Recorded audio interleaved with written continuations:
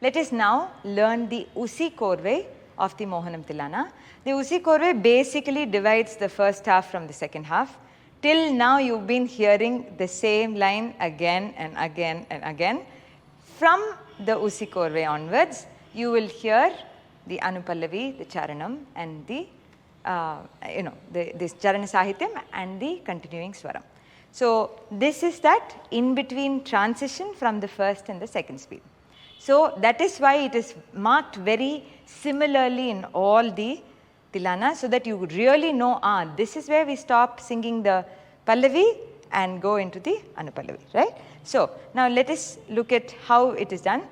In general, all the traditional Tilanas have a movement which is linear like this and a big semicircle or a U shape.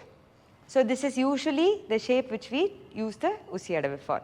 Now since we are going in a Rupaka Talam, the Usi Adavu is not ta te te ta dit te te ta, but ta te te ta dit te te ta ta te te ta. So you have 12%. So it's either 12 or 24, as you know, Rupaka Talam. In Adi Talam it will be 16 or 32, right? So now we will go in numbers of 12.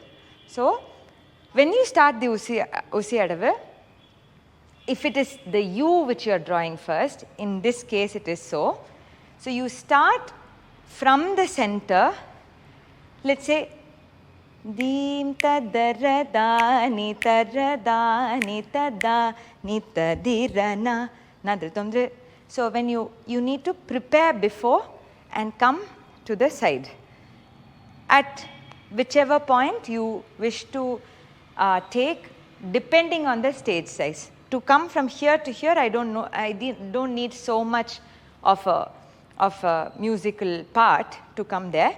But in case you're dancing in a big auditorium, you have to plan so that you reach there on time. And this is not fixed. You need to gauge the stage size and decide when you need to run or walk to your Usi Tati Teta starting. So you can't start right in the center. So you're in the left corner. You're going to make, let's first walk it through. You're going to make a U coming all the way and finishing here, where I'm to this corner of the stage and looking at this. Now, the same thing happens again. I come back to wherever I was, facing this angle. Now, I take a straight, coming almost to the center and then finishing here. This is not etched in stone that you have to do only like this, right? But generally, either traditional pieces or even very seniors like Lakshman sir's pieces, we stick to whatever they did.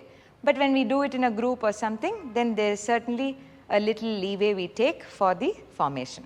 Now, let us start. Now you have 12 to go there.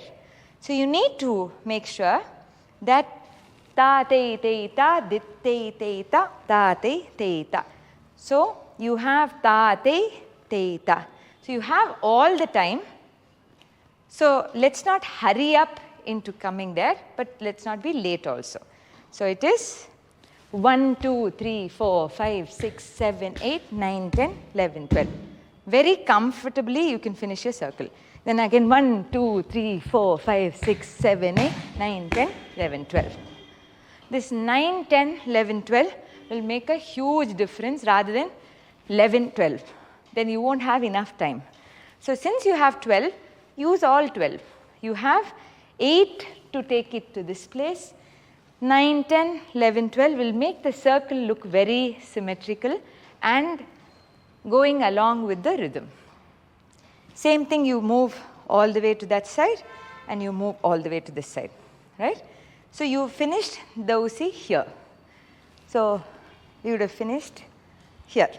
Now we usually have this sort of tattadavu part with the hand lifted up. So he has used it in a different way. Again, going in numbers of 12. 1, 2, 3, 4, 5, 6, 7, 8, 9, 10, 11, 12. So this is a little different from the rest of it. 5, 6, 7, 8 is very clear. 9, 10, 11, 12. So if you try to lift this and this, it might be really disturbing your stability. So choose only one of the leg to lift. I prefer lifting my second leg so that I can finish firmly and not lift the first leg. So 9, 10, 11, 12. I'll slide into the first, lift up for the second. Right? So this is one part. The same thing, you're doing it to the opposite side. 1, 2, 3, 4, 5, 6, 7, 8, 9, 10, 11, 12. Right? So ideally, you're coming here, 9, 10, 11, 12, you're going to this place. Then you have 1, 2, 3, 4, 5, 6, 7, 8, same place, 9, 10, 11, 12. Right? So this is one part. Now, Lakshman sir uses the Panchajatis in the descending order. So he starts with 9, 7, 5, 4, 3, repeating each of those numbers twice. So how does he use the 9? He goes takka dimmi takka takkitta takka dimmi takka takkitta. Right? Takka dimmi is in Armandi. Takka takkitta is your usual teyati. Takka takki. So you have teya teyi I. That is twice. Then he comes to 7. But 7 starts with 3 and 4, not takka dimmi takkitta. Takkitta takka dimmi. So how does it go?